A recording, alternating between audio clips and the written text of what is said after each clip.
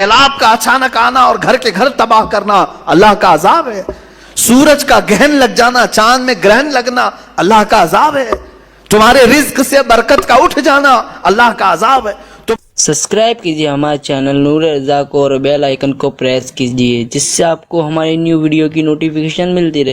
اس کے رحمان ہونے کے ساتھ ساتھ اس بات کا یقین بھی رکھو کہ وہ قہار بھی ہے. وہ قہار ہے. قہار کا مطلب ہوتا ہے سخت پکڑ کرنے والا. سخت پکڑ کرنے والا جب وہ سختی کرنے پر آئے تو پھر تم ہاتھ پیر ہزار ہلا لو بچ نہیں پاؤ گے. الہی انت یا قاہر العدو ذا البطش الشدید انت الذی لا یطاق انتقامہ. بزرگوں نے فرمایا یہ دشمن کو ایسی سخت پکڑ کرنے والا ہے کہ جس کی پکڑ کی برداشت کسی کے اندر نہیں ہے. کسی کے اندر نہیں ہے. اگر وہ پہاڑوں کو حکم دے دے تو وہ اپنے پھٹ کر کے ریزہ ریزہ ہو جاتے ہیں. اب میرے عزیزو یہ قہار کی صفت مجھے بیان کرنا اس لیے تھا آج کہ اس کے مظاہر آج دنیا میں نظر آ رہے ہیں. آج رب ذوالجلال کی پکڑ اور اس کے قہر کی نشانیاں نظر آ رہی ہیں. لوگوں کو جلتے دیکھا, لوگوں کو بہتے بھی دیکھا, لوگوں کو لینڈ سلائیڈنگ میں دبتے ہوئے بھی دیکھا. یہ قہار کی صفات میں کا بہت ہلکا سا حصہ ہے, بہت ہلکا حصہ ہے. جب وہ پکڑ کرنے پر آئے, میں آپ کو بتاؤں قوم شعیب, جیسے ابھی چائنا والوں کے بارے میں پچھلے سال 1.5 سال پہلے ایک نیوز میں میں نے دیکھا تھا, وہ اپنے سپر پاور ہونے کے سفر میں اتنی تیزی سے گامزن ہیں. ان کے یہ چیلنجز تھے کہ اب ہمارے پاس ایسی ایسی ٹیکنالوجی آئی ہیں جس کو کوئی کاٹ نہیں سکتا. ارے وہ مصنوعی سورج بنا رہے ہیں چائنیز, ڈپلیکیٹ سورج بنانے کے چکر میں ہے. وہ جیسا بھی ہو, چھوٹا ہی صحیح, انہوں نے ہر چیز کا ڈپلیکیٹ نکال لیا. لیکن میرے عزیزو اب آج جا کر کے احساس ہونے لگا. مجھے ابھی چند دنوں پہلے کسی نے کہا تھا کہ ان کے تو چیلنجز تھے کہ ان کی ٹیکنالوجی کو کوئی چیلنج نہیں کر سکتا اس وقت پوری دنیا میں, اس قدر ہتھیاروں میں ہو, ٹیکنالوجی میں, ہر چیز میں. میں آپ کو بتاتا ہوں یہ تو اس زمانے کی بات ہے. آج سے 4000 سال پہلے قوم شعیب, قوم سمود جس کو کہا گیا ہے, وہ تو اتنی پاورفل قوم تھی. آج بھی ان کے بنائے ہوئے مکانات موجود ہیں تو اندازہ کرو اس وقت کتنے طاقتور تھے. وہ پورے پہاڑ کے پورے پہاڑ جو پتھروں کے پہاڑ ہوتے ان کو کھود کر کے نقشہ دیتے تھے اور اسی میں دروازے, اسی کے اندر پورے ہال, کمرے, سب کچھ بنا لیتے تھے ایک اکھنڈ پہاڑ کو کاٹ کر کے. اب مجھے یہ بتاؤ کہ وہ لوگ آج سے 4000 سال قبل, جبکہ کوئی ہائیڈرولک مشین نہیں, کوئی پتھروں کو نقش دینے والا آلہ نہیں, اس وقت کرتے تھے تو کیا ٹیکنالوجی استعمال کیا ہوگا. آج بھی مدائن صالح, مدائن اولا جو سعودی عرب میں ہے, وہاں پر یہ سب نشانیاں موجود ہیں, آج بھی موجود ہیں. وہ پہاڑ ویسی ہیں. حضرت شعیب علیہ السلام نے اس قوم کو جب ڈرایا تھا کہ باز آؤ اللہ کی نافرمانی سے, باز آؤ ناپ تول میں کمی کرنے سے, گناہوں سے توبہ کر لو. اس قوم نے کہا اگر نہیں باز آئے تو کیا کر لیں گے آپ؟ کہا اللہ کا عذاب آئے گا. کہا کیسا عذاب آئے گا؟ انہوں نے اپنے ماضی کے عذابات کو بتایا. دیکھا نہیں نوح علیہ السلام کی قوم کو مولا نے سیلاب سے غرق کر دیا. اس قوم نے کہا آنے دو, کوئی مسئلہ نہیں, ہمارے پہاڑ بہت اوپر ہیں اور یہاں تک سیلاب کا اثر نہیں ہو سکتا. کہا کیا تمہیں معلوم نہیں لوط علیہ السلام کی قوم پر پتھروں کی بارش ہوئی, نوکیلے پتھر. تو اس قوم نے کہا آنے دو, پتھر برسیں گے, ہمارا گھر بھی پتھر کا ہے, پہاڑ پورا پتھر کا اور گھر پورے پتھر کے. اگر آسمان سے پتھروں کی بارش ہو تو بھی کچھ نہیں ہونے والا ہے, زمین پہ سیلاب آئے تو بھی کچھ نہیں ہونے والا ہے. اتنے مضبوط تھے ان کے گھر. پھر شعیب علیہ السلام نے کہا تمہیں معلوم نہیں اللہ ہواؤں کا عذاب بھی بھیجتا ہے. ہوائیں اس قدر تیز چلتی تھی کہ لوگوں کی چھتیں اڑ جاتی, انسان کے ٹکڑے ہو جاتے تھے. اس قوم نے کہا کہ ہوائیں بھی ہمارے گھروں کا کچھ نقصان نہیں کر سکیں گی, پہاڑوں کو ہلا نہیں سکیں گی. اس قدر مغرور قوم, اس قدر گھمنڈی قوم. میرے عزیز و رب ذوالجلال نے پھر کون سا عذاب بھیجا؟ قاہر العدو ذی البطش الشدید, سخت پکڑ کرنے والا دشمن کی. اس نے کیا بھیجا؟ نہ پہاڑ پر پتھروں کی بارش, نہ سیلاب کا عذاب, نہ ہواؤں کا عذاب, بلکہ جبرائیل امین علیہ السلام کو حکم دیا کہ جائیں نیچے آپ. جبرائیل علیہ السلام نیچے آئے اور آنے کے بعد ان کو حکم دیا گیا کہ اے جبرائیل اپنی آواز نکالو، بس آواز نکالو۔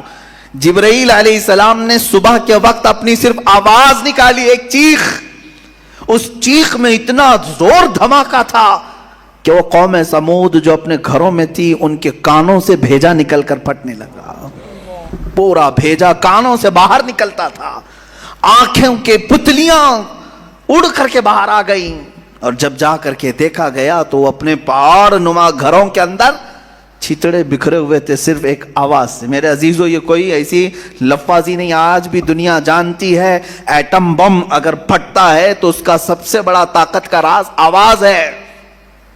آواز، بم کے اندر جو آواز ہوتی ہے یہی کان پھاڑتی ہے، عمارتیں پھاڑتی ہے، آواز کے اندر اتنا اثر ہے۔ جبرائیل علیہ السلام کی صرف چیخ سے ان کے بھیجے نکل گئے۔ یہ قاہر العدو ذو البطش الشدید، اسی لیے اس نے قرآن میں فرمایا ان بطش ربک لشدید، بے شک تمہارے رب کی پکڑ بہت سخت ہے۔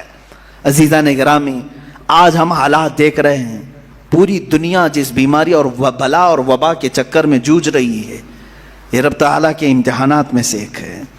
یہ بیماری کو لایا گیا یا آئی ہے، جس طرح سے بھی ہے، ہم اس بیماری کے چکر میں مفلس تو ضرور ہو گئے، غریب تو ضرور ہو گئے، کمزور تو ضرور ہو گئے، ہماری عبادتیں ہم سے چھینی گئی ہیں، ہمارے کاروبار ہم سے چھینے گئے ہیں، ہماری جاب، ہمارے تمام مزدوروں کی طاقت ختم ہونے لگی ہے۔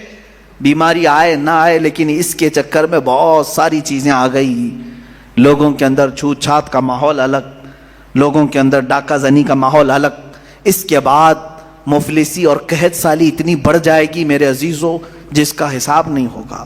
آپ اندازہ کریں چند دنوں کے بعد میری یہ بات اگر آپ کو نہ لگے کہ اب اللہ تبارک و تعالیٰ اپنے قہر کی صفت کو ظاہر فرما رہا ہے، کیونکہ انسان اس قدر آج نافرمان ہے، اور دیکھیں نافرمان ہونا اور ہے لیکن اس مولا کو اور اس کے حبیب کو گالیاں دینا اور ہے۔